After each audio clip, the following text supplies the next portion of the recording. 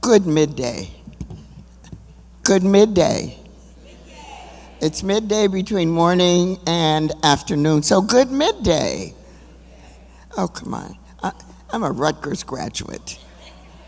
And we know how to show enthusiasm. Obviously, I'm trying to make a funny statement, but it's bombing, so I'm going to go back and be traditional. Good afternoon, everyone. Let me thank my dear friend and co-partner, Marsha Brown, for inviting me to have a few words to say to you this afternoon. Certainly to one of the most outstanding, dynamic women that I know, not just in New Jersey, but in the United States of America. Help me honor Dr. Nancy Cantor.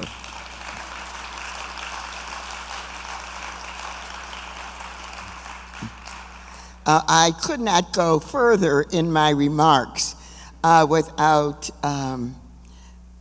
recognizing Dean Chen. As has been said already, my son is a graduate of Rutgers Law School when this was the law school. I was so impressed with the comments that my son would bring home.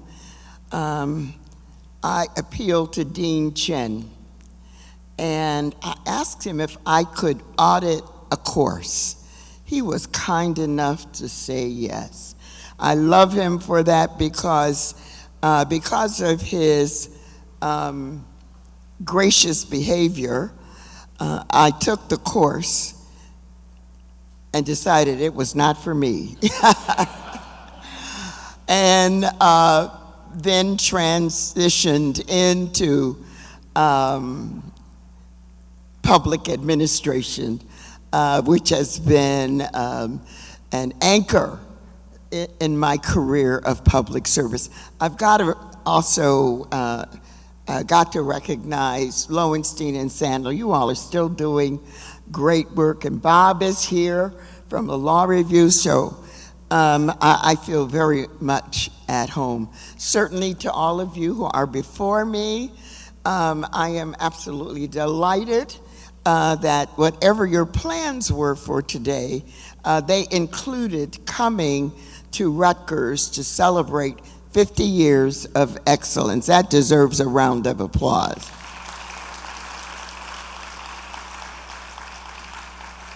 I'm tempted to say, Marsha, that I remember the beginning of the law school, but I'm not going to do that because somebody will say, well, how can that be?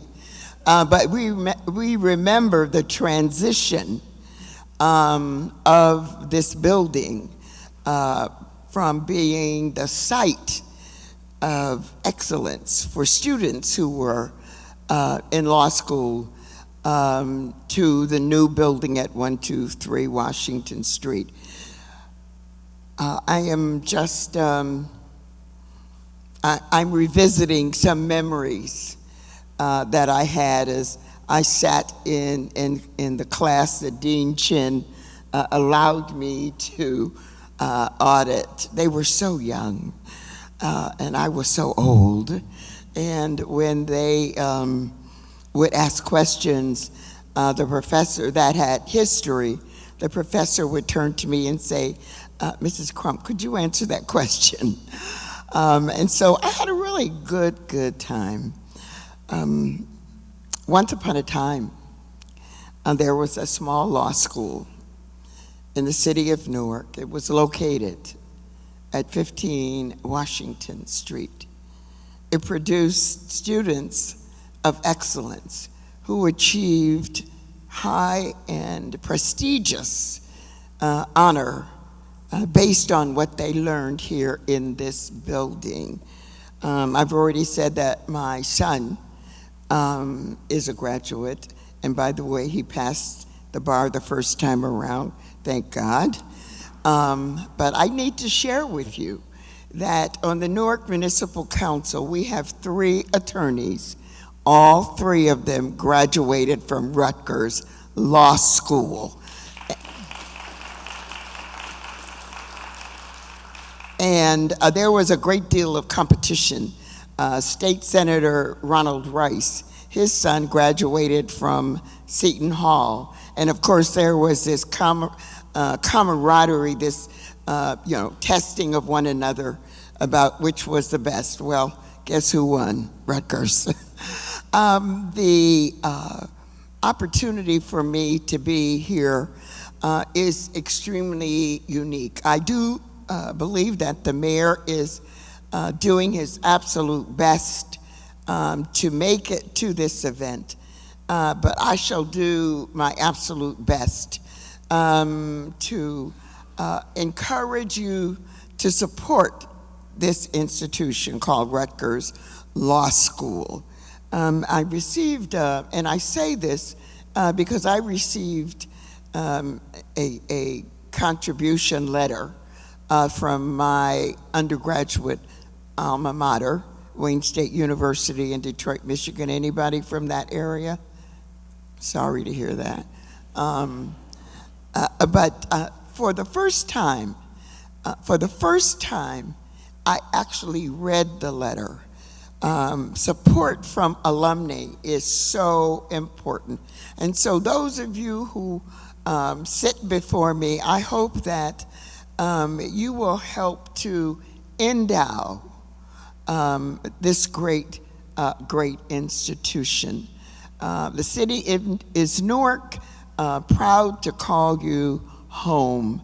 All of you who may or may not live within the borders of this city, you bring great value to our community. I thank you once again, my dear friend and my dear dean, for giving me the chance to share a few words with you. I just need to make an observation, and don't throw any apples or anything like that at me.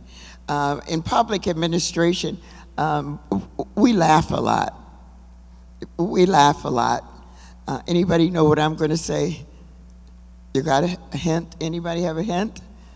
What I'm going to say is, I hope that as you go through the day, you will find something that encourages you to smile when you look back on your own history here in the great city of Newark. God bless you and God keep you.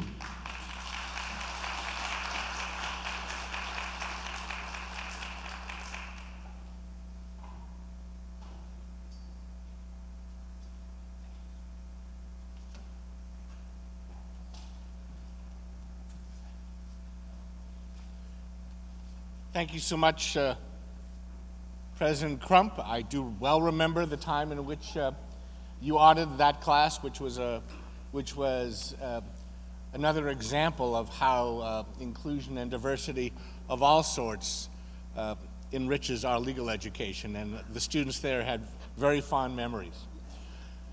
It is now my great pleasure to ask to the stage one of our most distinguished alums of the Minority Student Program, Senator Robert Menendez, of the class of 79. And also, I remember the last time I introduced him, his other claim to fame, the father of Rob Menendez, class of 11. And it is our great joy and privilege that Senator Menendez will be able to stop by and say a few words to us today. Well, thank you, Dean Chen. Good afternoon, everybody. I'm thrilled to be back. I have visions of trying to pass my exam here in the hallway, so let me thank Dean Chen for the invitation to join all of you. Let me thank the sponsors, Lowenstein Sandler and Gary. Thank you so much, and thank you for keeping my son employed. I appreciate it. So it's great to be back here at Rutgers Law School celebrating the 50th anniversary of the Minority Student Program.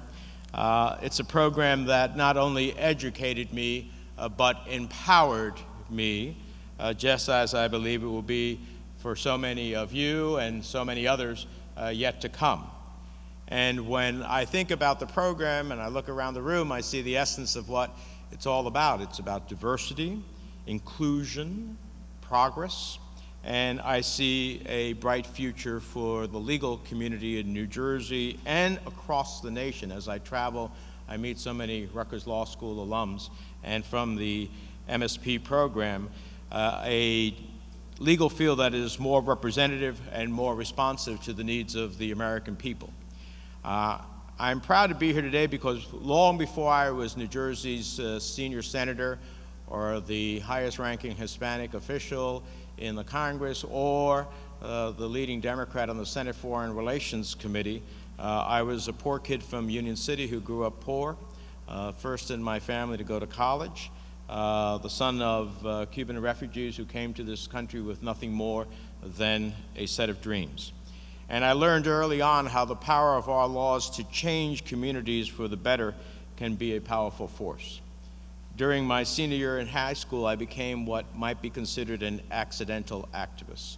I had been told that because of my grades and my activities, I could be in the senior honors program, but I had to come up with $200 for the books. My parents were poor, we lived in a tenement, and I didn't understand for the life of me in a public high school, if I had the ability and the grades but not the money, I'd be barred from being in the senior honors program. So I created such a ruckus that they gave me the books, told me to shut up, and put me in the honors program. But I didn't feel right about it, because I had friends who had the ability and the grades, and like me, they didn't have the money, but unlike me, they didn't say anything. So the next year when I graduated, went to college, started a petition drive to change the school board from one that was appointed by a very corrupt administration whose appointees ultimately went to federal prison. Spent a long hot summer at the age of 19 getting thousands of signatures on a referendum to change the school board, put the referendum on the ballot and passed the referendum at the age of 19 and ran for the first school board elections in my hometown at the age of 20. And in those days, the church allowed priests to run for public office. And he filed for the same term of office I filed for. And I said, well, that's it. I don't know why I'm going to run. I can't beat God in this election. But I won, and I'm still paying in church today. That was 40-something years ago. But what it taught me is the opportunity to create change. From that point on, we changed the local school district, changed its pedagogical approaches, diversified its workforce, brought new different thought patterns into the district, rebuilt turn-of-the-century schools that were built at the turn not of this last century but the century before, and dramatically changed the school district. And during those formative college years, I began to understand that a law degree would actually be an instrument I needed in my toolbox to achieve positive change. But back then, the legal profession was more white, it was more male, and it was more privileged.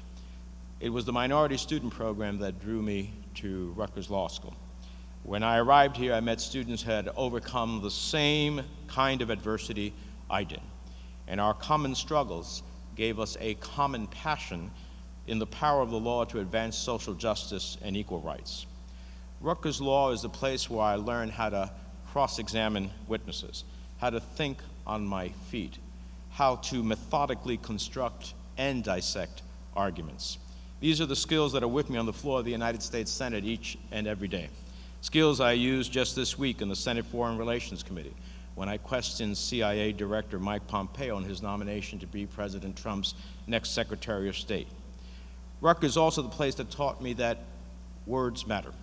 That when you're writing in a bill, the word shall and may can be the difference that determines whether a law will effectively combat housing discrimination or ensure patients with pre-existing conditions get the coverage they need, or hold companies accountable for failing to protect consumer privacy. And it was the excellent professors here at Rutgers who taught me that in this country, diversity is not a weakness, it is a strength. And I continue to believe that.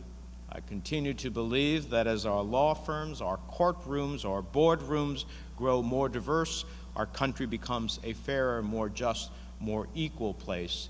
And as I tell the Fortune 100 roundtable, that, in fact, when you have more diverse corporate boards, it's not only right in terms of diversity, it's right in terms of your bottom line. Study after study has shown that a more diverse corporate board means a better bottom line for those corporations. Just as I believe that as more Latinos and Latinas, more African Americans, Asian Americans, Muslim Americans, more women and LGBT Americans run for elected offices, the laws that we write will better serve the needs of our diverse communities. So at a time when the rule of law seems under assault in this country, it's more important than ever before that the lessons that we've learned here at Rutgers be taken to heart. That words matter, that facts matter, that our American values, our Constitution, our legal institutions, and our democratic process matter.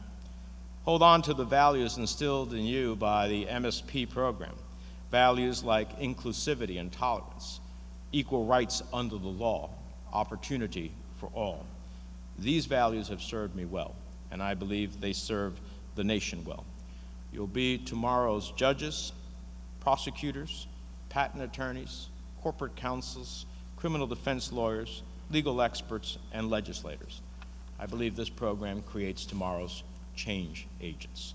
No matter where the legal profession takes you or has taken you, you'll be the next generation of Rutgers Law graduates who carry on the minority student program's reputation for excellence, for tolerance, for social change, for equality and progress.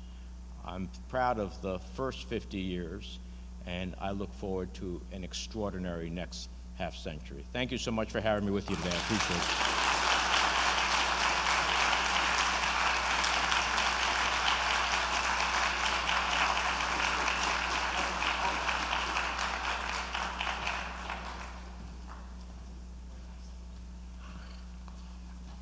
Thank you so much, Senator, for your words today. It is a special treat and honor for us to be able to hear from you today. And I can say, hearing your words, there is really no better summary of what MSP was, is, and will be in the future.